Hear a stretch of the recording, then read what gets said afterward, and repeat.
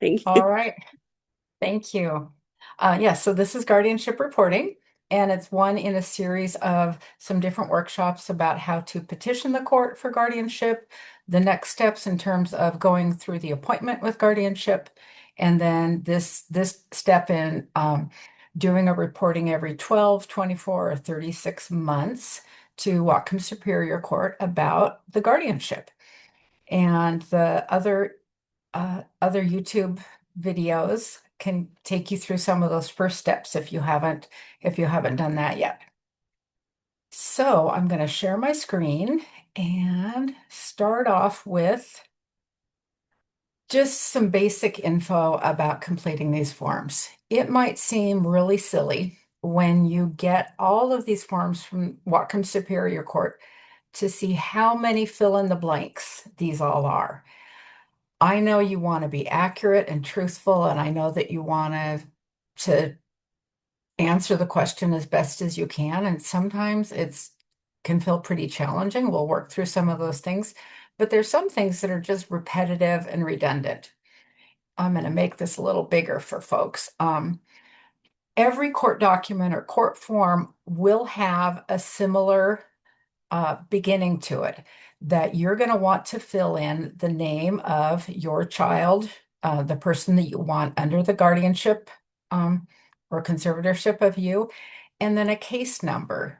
So every document from the Superior Court will continue to ask these questions. The case number is assigned to you when you originally petition to the court. So these things are going to continue on every form that you use soon and in the far future as well. The other piece is the last piece. Sometimes we'll have this in a different order. It might say signed at city and then have a comma and some space, and then you write in the name of the state and then the date.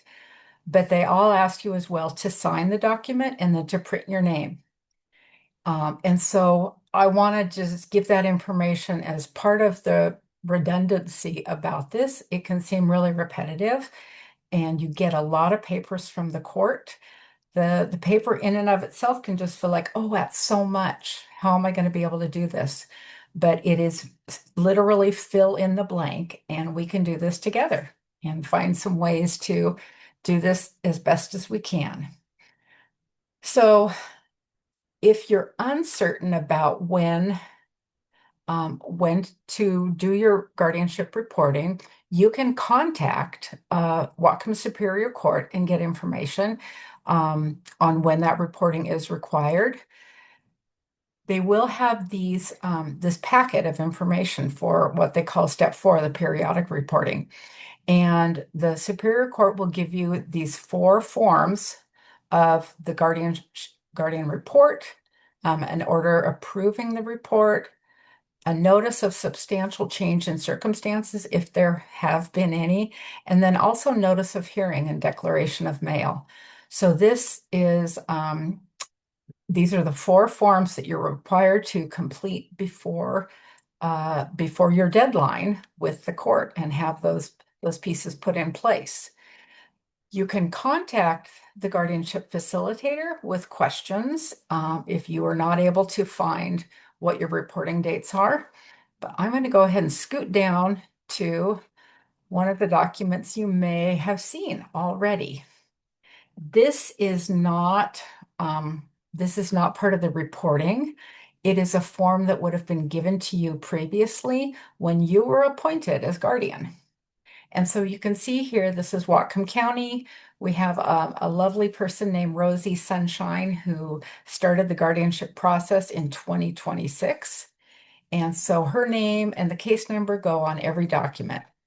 But as we scroll down, what I'm showing here is that the guardian, the person who was appointed to be guardian conservator of Rosie, was appointed on April 1st, 2025. And that person is being required to report after 12 months. So their reporting period starts on the 1st of April a year ago and ends on the 1st of April this year. Then they have 90 days from the end of the reporting or the anniversary of that reporting to get the report into the court. And so you can see we have a date here of July 1st. So we're almost ready to get that done. If you are not able to find the summary and this information, like I said, you can request it from the guardianship facilitator and get that information. So I'm going to get us started on some of the basics of the reporting process. Uh, so this is the first form in that packet, the report and motion to approve the report. And we're doing specifically, we're just doing a 1-year report for the purposes of this event tonight. I have not completed more of the information here in terms of mailing addresses, city, state, etc., because I hope that it's explanatory. But I have put in the name of Rosie Sunshine, our client who is getting a guardian, and then her mother, Julie R. Sunshine, um, who is applying to be her, or who has been appointed as her guardian conservator. And here's where we get repetitive again.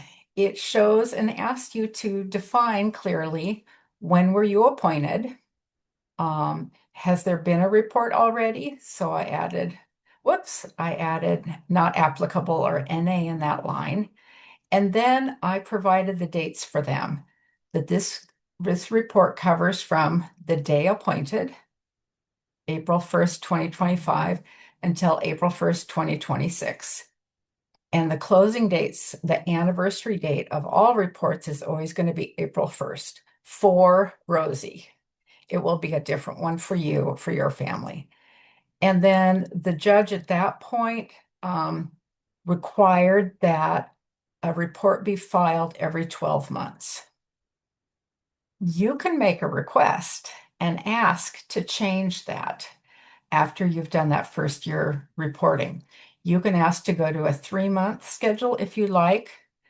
So I've put a red X there at the 3 months, and then completed more of this form. It asks a few questions. Since the time of being appointed, have you been or not been accused of fraud or abuse, neglect, or breach of your financial duties? And I checked off have not. Most of us will do that. We've not had untimely reports because this is the first report. And then also indicated that I am not being monitored by other state agencies. And again, this is based on some facts that there are other people who have guardianship of themselves, or a family member who may be older, who may have a large estate. And so some of these questions apply much more to an elder, somebody who's retired, somebody who's a senior citizen who may be receiving other supports. And then I've left this area blank on the interested government agencies because, again, most of the folks that we're being guardian for are not veterans, and we are not professional guardians who are getting paid some sort of fees. So we're not checking that off as well. The next area of reporting is that the court asked to find out what kind of money and monthly benefits is Rosie receiving. And again, it's monthly, not annual benefits, but monthly. So I've added a note here about SSI. That is the supplemental security income. So Rosie is a client of DDA. She gets a supplemental security income deposit every month from the Department of the Treasury. And it has then Medicaid personal care, those other benefits through it. So in terms of a cash amount, I'm only putting cash amounts here. If somebody is getting other funds through any of these programs, you can list those funds here. But this form is quite general to cover a really broad swath of the community. The other piece that it does ask is if Rosie has a trust. Some folks may have a trust. that does report to the court or does not report to the court. So I just left that blank because, again, that's unique to you and to your family members. One of the forms that you were asked to complete after being appointed as a guardian was an inventory. And so I've just indicated here through that X again that an inventory of the property of the individual is on file here. And that inventory would have included anything that was worth, say, $3,000 or more. The reason the court asked for that is if there are valuable items that a person owns, when there is a guardian, then we need to preserve those the value of those funds or those assets for them. And so declaring anything that would be very valuable is helpful to do there to also ensure that nobody is exploiting or taking advantage of our family member.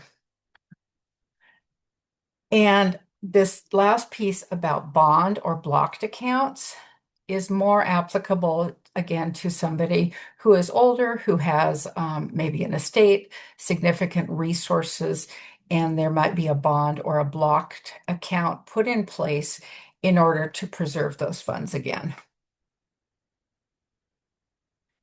So what I did is I looked at the bank account on April 1st, 2026, and I saw that Rosie has $260 in her checking savings account. That's the total of the funds that she holds. And so that is, again, helpful for a judge to know if somebody maybe is more susceptible or vulnerable to exploitation. So knowing that base amount at this point is also helpful. As a lay guardian, as a parent, grandparent, family member, loved one, maybe are not a professional guardian. So I've put NA for non-applicable in all the blanks within the guardianship and conservatorship fees because we don't distribute funds to ourselves for this action that we're taking. And if you were using an attorney, it could be that funds would be spent to there, again, more applicable to someone who's older with larger assets. We also don't have a monthly allowance, but you get hugs, hopefully. And then in those original petition and other forms for the court early on in being appointed, you probably did assign a successor guardian that is already named.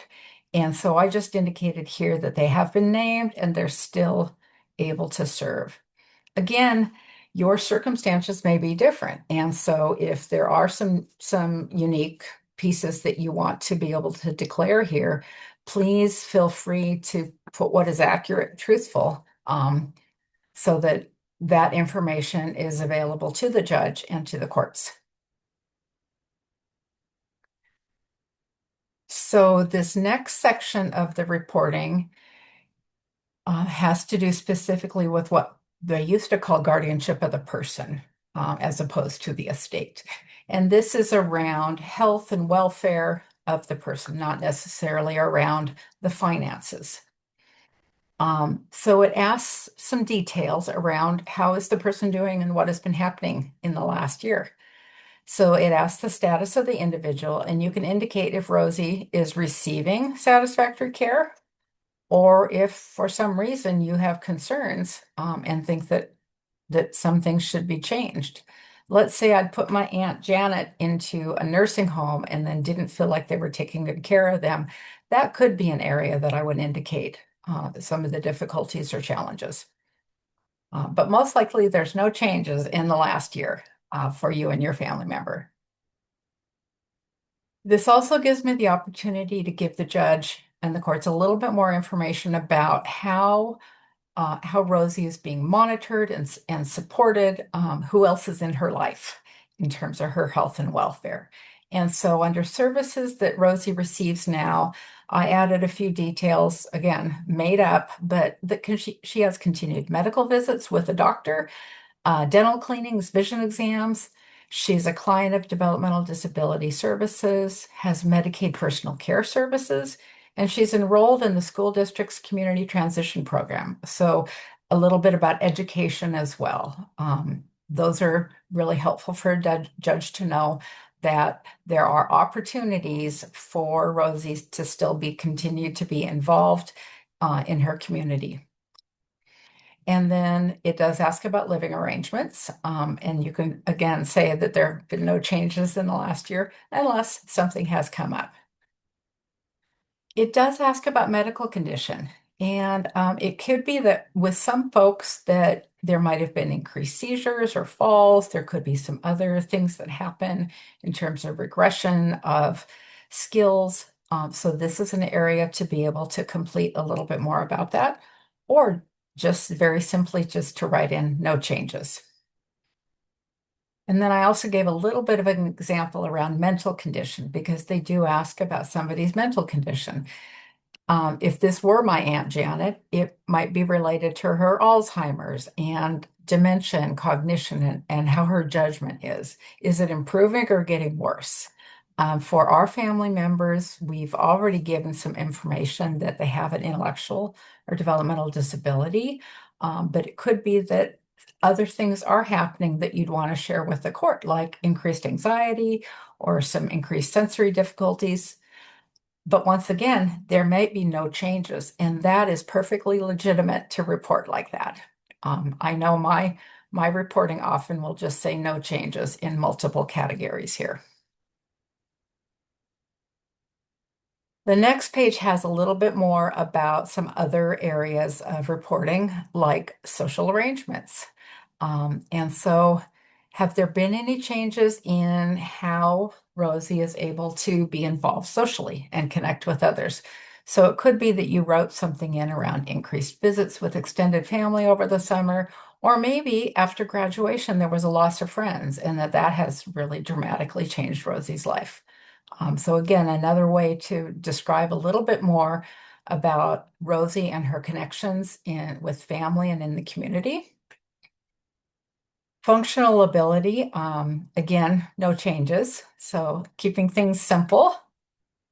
Then they do ask about our activities and actions on behalf of Rosie. And so I've put here again just some very basic things that I've ensured medical and dental visits continue, maintain the Medicaid personal care services, continue to work with DDA or developmental disabilities about eligibility, and also completed a Social Security review because she was 18 turning 19. Social Security connected with us to ensure that she was getting her needs met and that benefits were appropriate for her.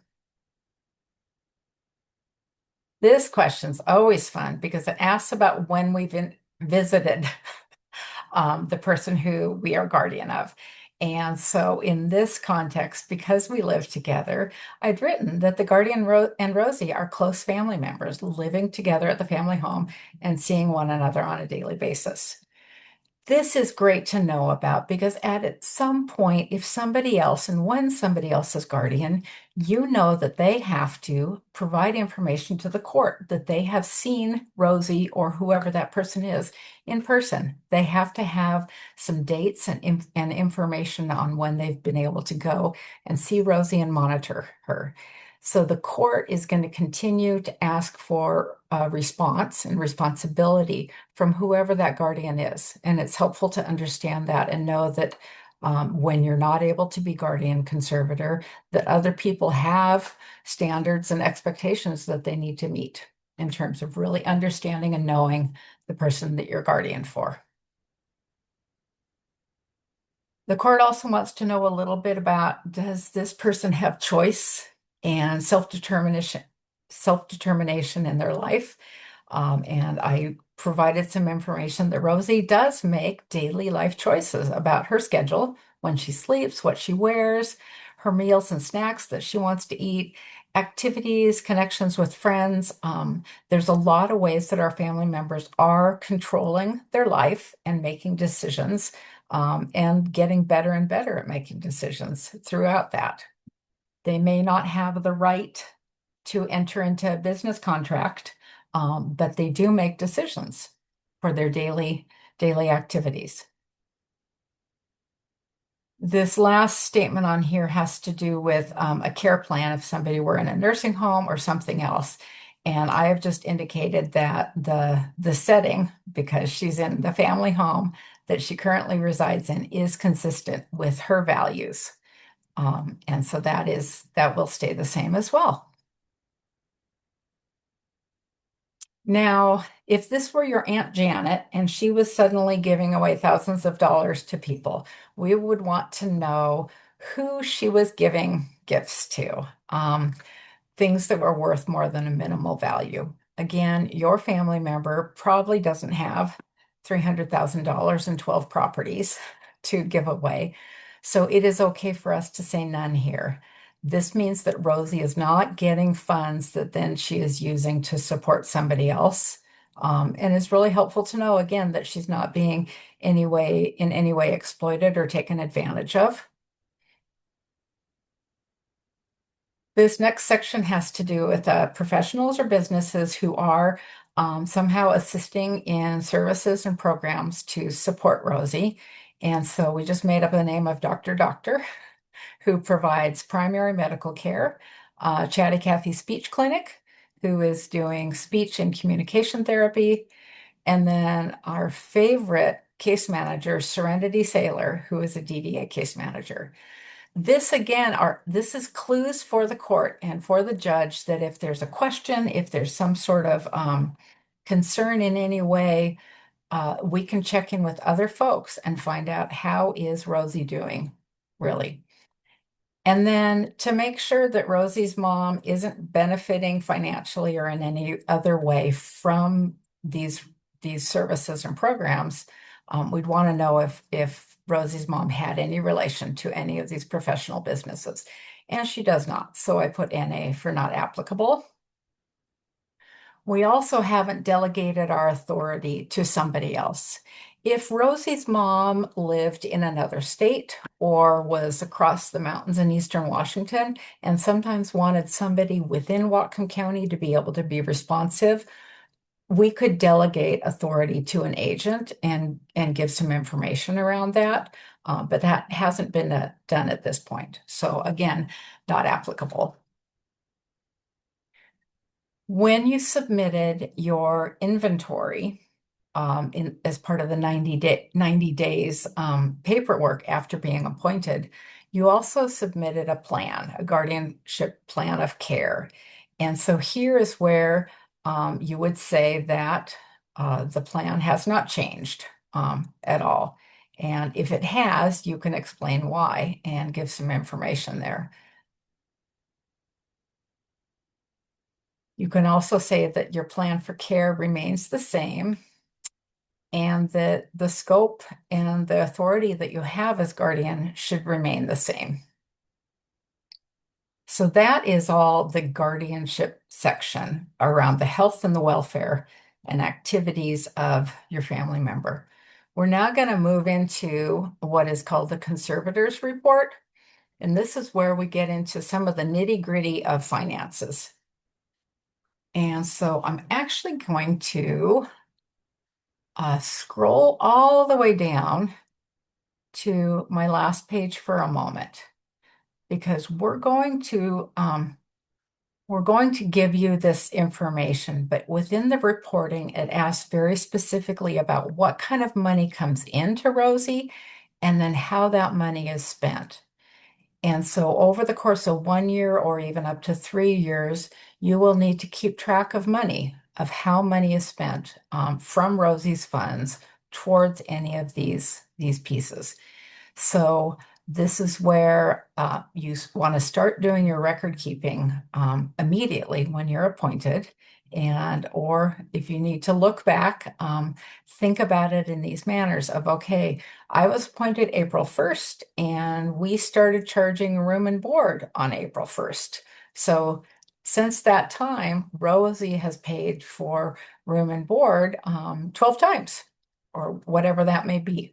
So that's where we'll get into, some of the nitty gritty. Sorry, I went too far of, of that part. So let me move up here to there we go, the financial piece. So the conservative report is going to ask, what is your reporting range? And when did things start, which was April 1st, 2025, when you were appointed, and then is lasting until 1 year later, April 1st, 2026. So now it's already June. We need to get this done and in to the court by July so I can look back at bank records and pull that information together.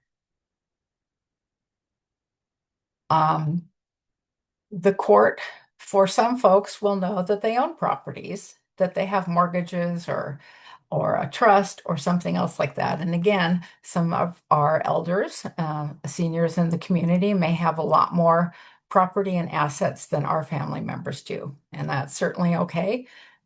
If there's nothing to put there, then there's nothing to put there. Sorry, it's jumping around about that. I didn't mean for it to do that. So you might leave real estate and receivables completely empty. And then it's going to ask you about what they call unblocked liquid assets.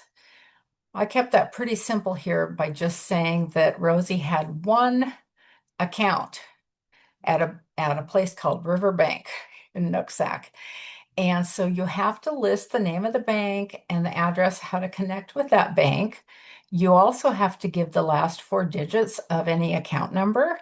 Again, we may need to bring in bank statements. It's not usual to have to do that, but this is part of that larger oversight, especially if somebody does have significant assets. So here I wrote down that she had $130 in her account at April 1st, 2025. It's hard to see why it's that way, but it's going to try to make this work better. Unfortunately, the columns go from one page to the next. So this market value here from April 1st, 2025 carries down to the section where it says $130. There we go.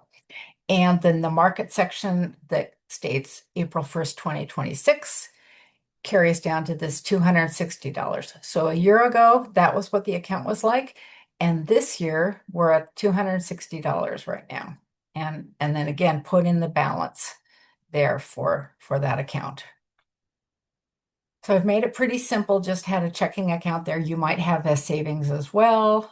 There could be that you've got CDs or something else. And again, this may be somebody who has a lot more assets to their estate. Blocked assets would more likely be things that we wouldn't want somebody to necessarily have access to. And it's unlikely that your family member has any liquid assets that are being blocked. Again, somebody with a much more money, funds, and assets to themselves. Those accounts could be blocked in order to preserve those funds for that person.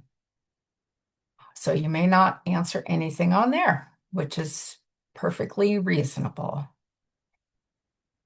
Then, then they ask about what other property somebody might have. If they own some cars or even expensive cars, a burial plot, a funeral plan, life insurance, household goods, anything that may be like $3,000 or more that could be sold. Again, they're thinking about those assets and trying to make sure that nobody is going to take advantage of Rosie's, the antiques that she has from her grandma, and that she's not going to necessarily sell those off or have somebody else do that on her behalf. So since everything else was zeros here, I'm going back to that column where the start number on April 1st a year ago was $130 in the account. And at this point, April 1st this year, the assets are 260. So again, just doing a lot of repeating ourselves for the courts.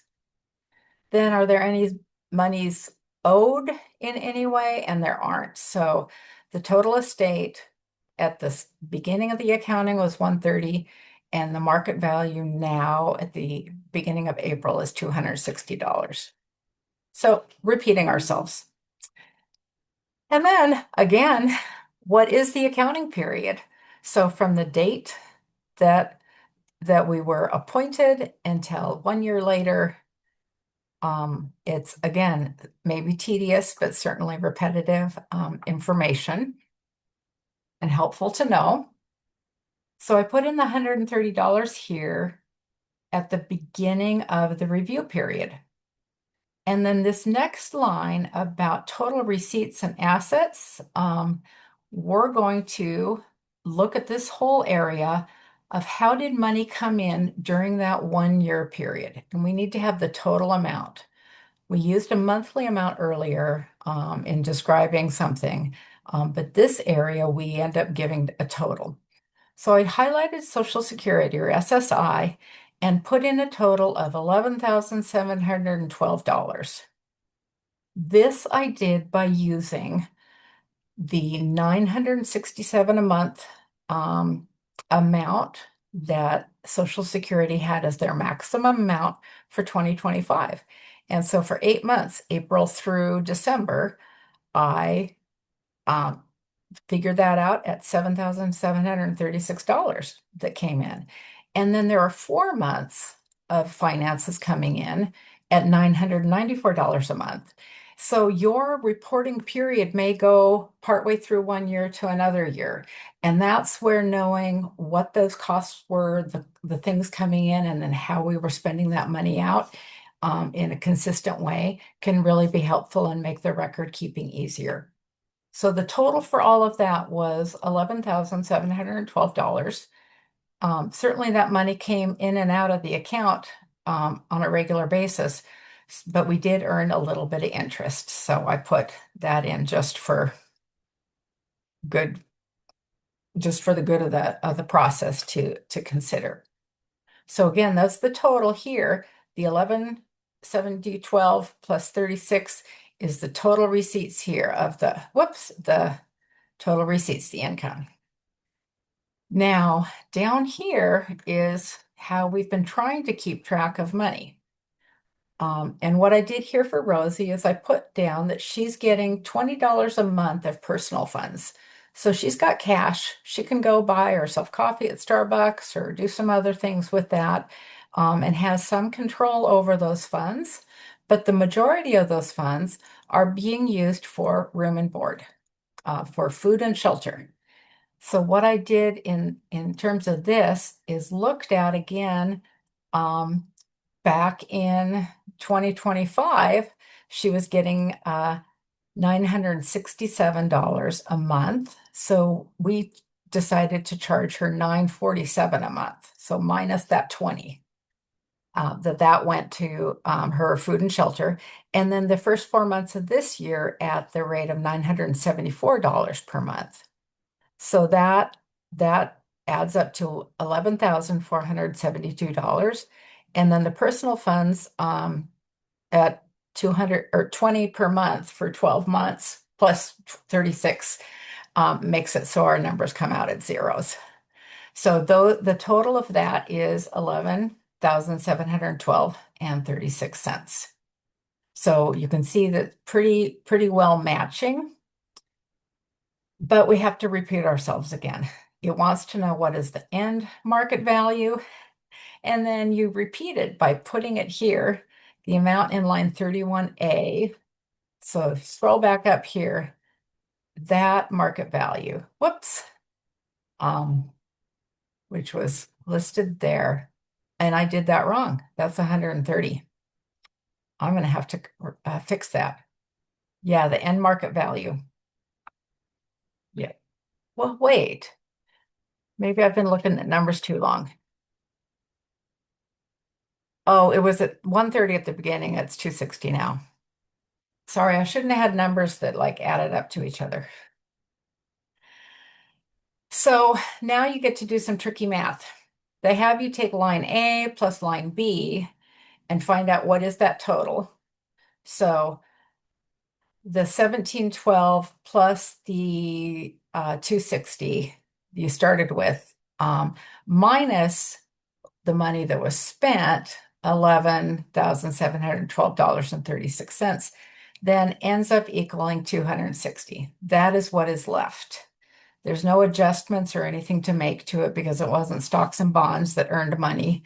So we want that number to equal 33E, which was, again, back here, 33E was the 260, which we've used in multiple places.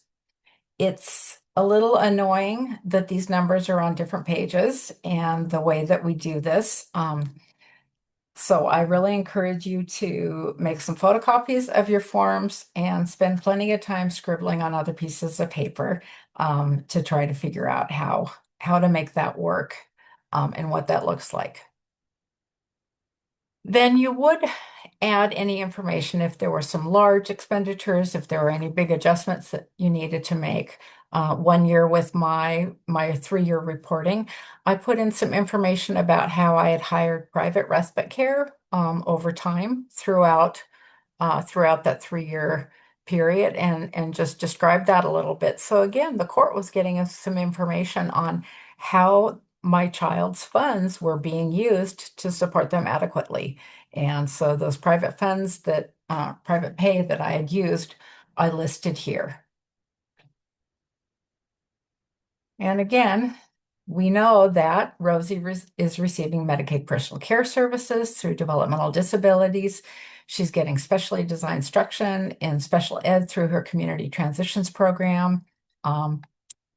And then we believe that the scope of the guardian, the authority of the conservator, should remain the same. And that plan that you turned in before, part of it was the guardianship plan, and then another part was that conservator plan that did reflect how to support her financially adequately. So then we get to do a budget. And this is, as many budgets are, a guess. So you can certainly say that currently we're going to charge, this is what we're charging Rosie for room and board is up to $974 per month. And again, this is going to be based on a monthly expenditure, not on that total for a year. Then I also indicated that she's been getting $20 for her personal funds.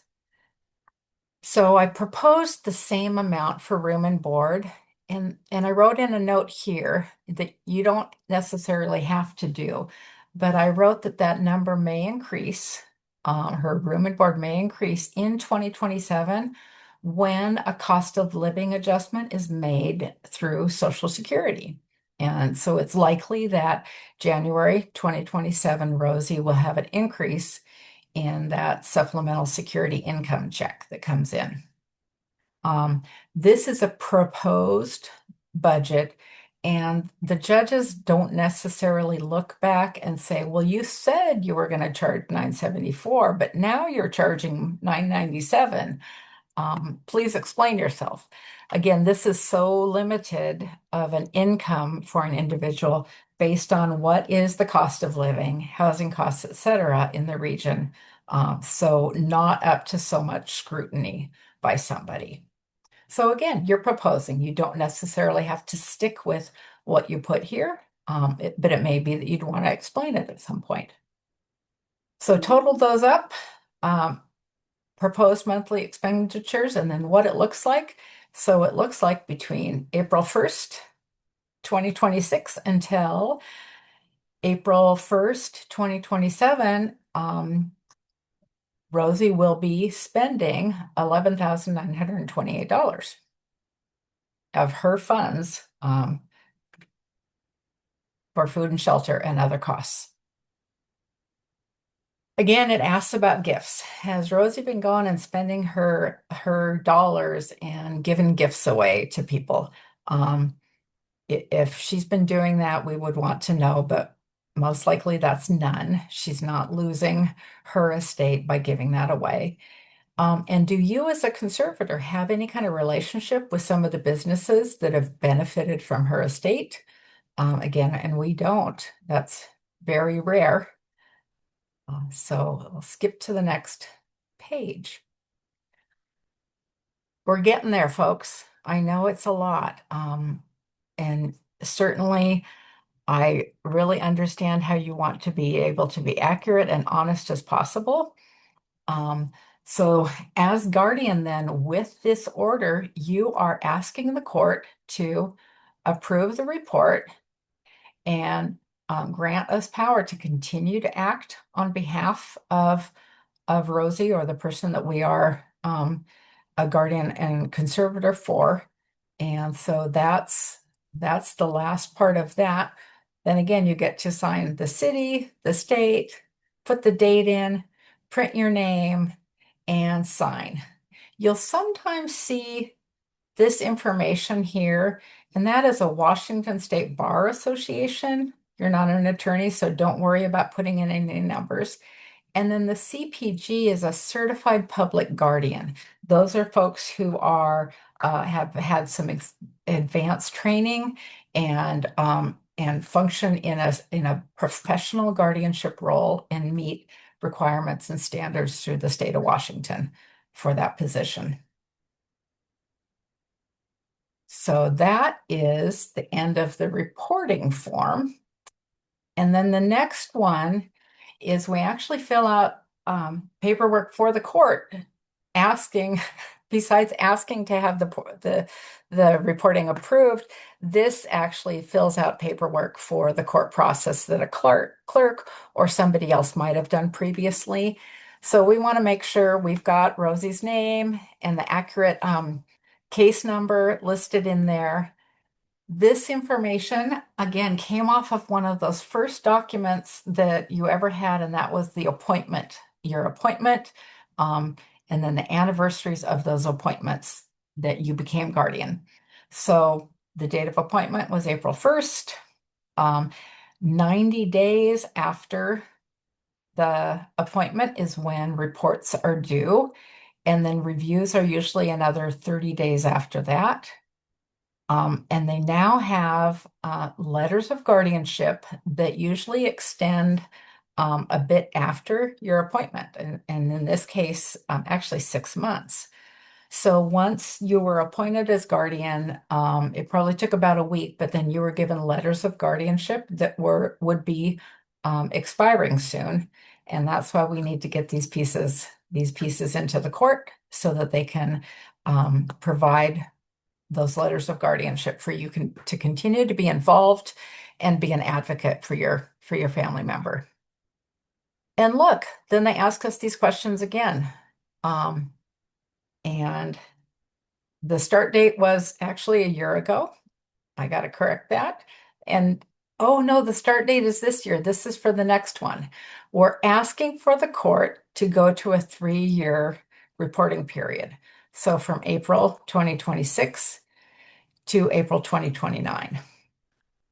And we are a lay guardian, and you did your training a year ago because you needed to do that in order to become guardian. Again, as if they didn't know, they ask for Rosie's name, the person who is subject to the guardianship, and the name of the guardian conservator who was appointed. Again, you'll be able to fill in that other information for the court. And then sometimes there are notice parties. A notice party could be a family member, a successor guardian, could be somebody else who's involved in the family. So one of the things that I did want to say about that is that a notice party is anyone who has to get copies of the court filings. There's somebody who's an important person in the family's life, and even though they don't have necessarily these responsibilities or the advocacy and legal rights, they still know they still know your family member really well. And so sometimes those parties are listed in the order of appointment, but people can also be added later. For instance, I would want to put in the name of our youngest and their contact information.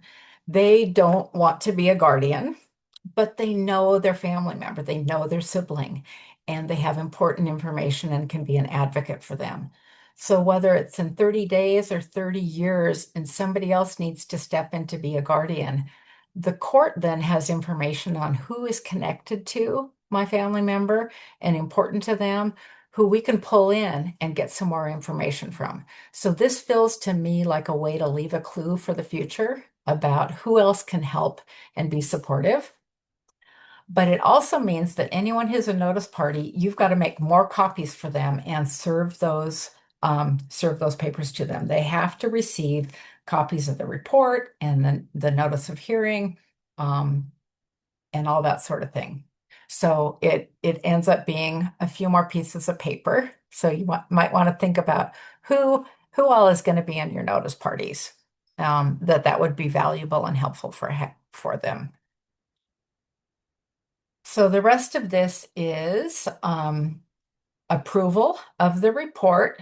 So we don't check this off because it's not your final report.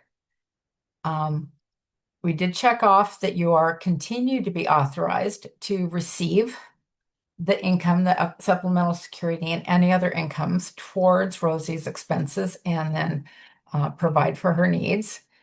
And the reporting period may change the same, may remain the same, or it may be changed to some other time. We don't do any fees. We're not eligible to take funds for ourselves because we're not professional, and there were no blocked accounts. And then I also listed here that we're requesting the clerk of the court to issue new letters of guardianship. And those are usually dated to 180 days past the appointment date. So that would be October 1st, 2029. And go mark that on your calendar then, because you're going to want to be able to start your next step then. You may have a co-guardian who's already been appointed. And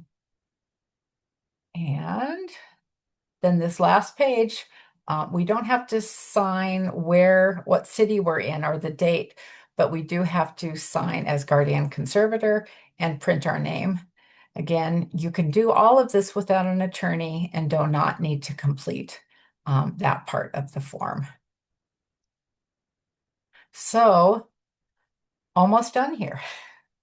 One of the forms that is provided at this point is called a notice of substantial change in circumstances. So let's say something happened dramatically in Rosie's life. Maybe she was living at home with us and she started receiving supported living services or moved into an adult family home. I would provide information about where she had moved, the change of residence. That would be important for the court to know because Rosie is a ward of the state. If there's been anything dramatic physically that has happened with her or some significant changes in her finances as well, these are substantial changes in circumstances. If nothing has happened, then you don't have to do this form. You can just completely ignore it because none of that applies to you and to Rosie. Another area on here is about protection orders. So a vulnerable adult protection order could be made if there was somebody who were exploiting the person that you're guardian of. Let's say I'll go to my Aunt Janet again. Let's say one of my cousins is always trying to steal money from Aunt Janet, and we've caught her many times. So we might have a protection order on that cousin who can't have contact then with Aunt Janet because she's been stealing money. So that is useful to know about if there were some concerns about exploitation, um, but it's rare to have to do that. And so then again, signing at the city and state, the date, printing your name and leaving your signature as well. And you don't have to worry about anyone signing there as a lawyer because we don't need one. We know how to fill in the blanks. Then the last page here is related to notifying Rosie and a successor guardian and anybody who is in that list of notice parties that there is going to be a hearing. The judge is going to review the reporting information and then be able to have a hearing and listen to your case and review all that information. So Rosie and all those other folks have to get notice. So this information you will gather when you're at the meeting with the guardianship facilitator, when they set the date for the hearing and that information. Then you can complete this and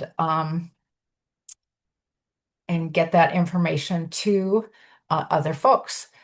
So I've written down here that we're declaring that we are giving this information, mailing or hand delivering the notice of hearing and other documents, including the guardianship's report and the order to approve the report.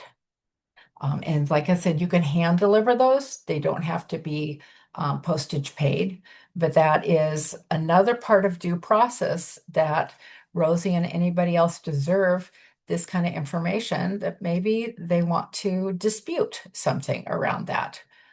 So that they have the information to be able to get the court's help if there are any questions.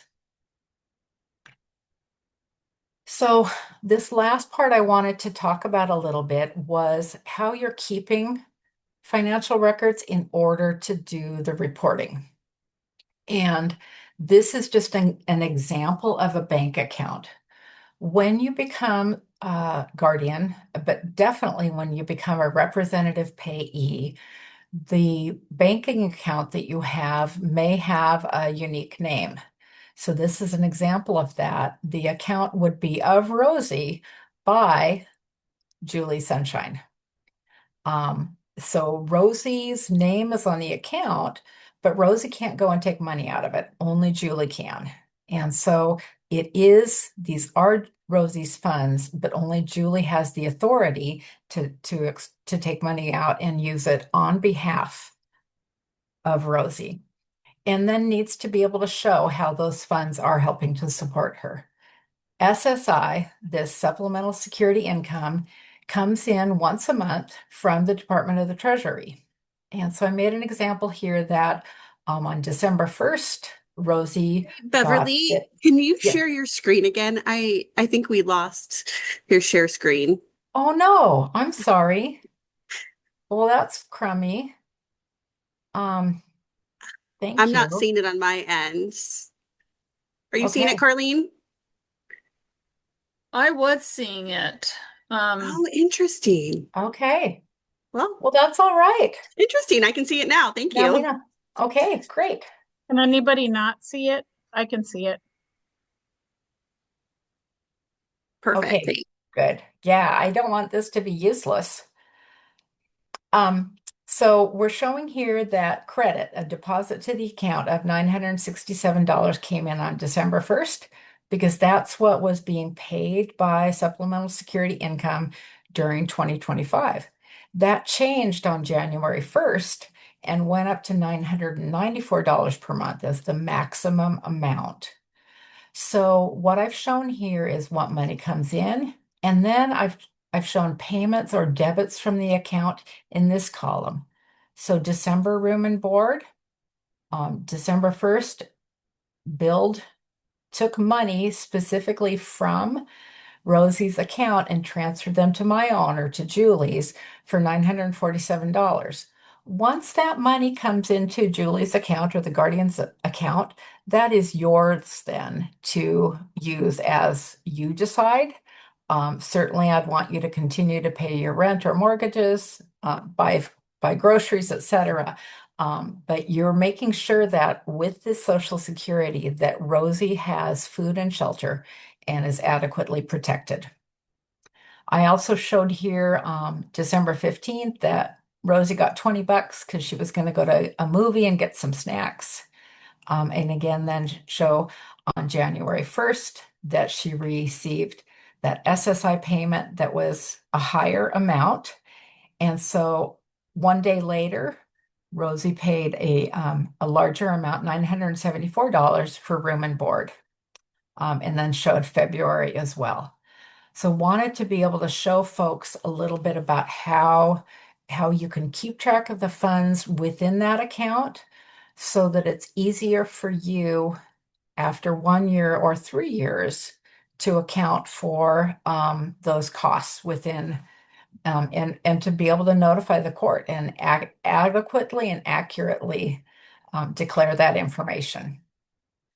So this refers back to how we want to name those payments that we make, that so that Rosie's account or anybody's account, we can put in the memo line or the notation line specifically what category that is, so it is easy for us to do those totals later, and add that information up in order to tell the court. So keeping it hopefully as simple as possible. You don't have to keep every receipt for their orange juice or other things. The first 3 months I did this, I kept every receipt, and then I realized nobody cared. They just want to know if my family member has food and shelter, and they do. So that is,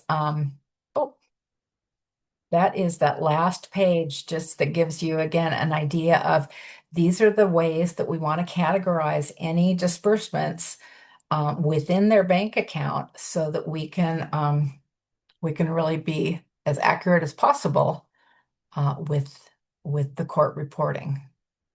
So that is a lot.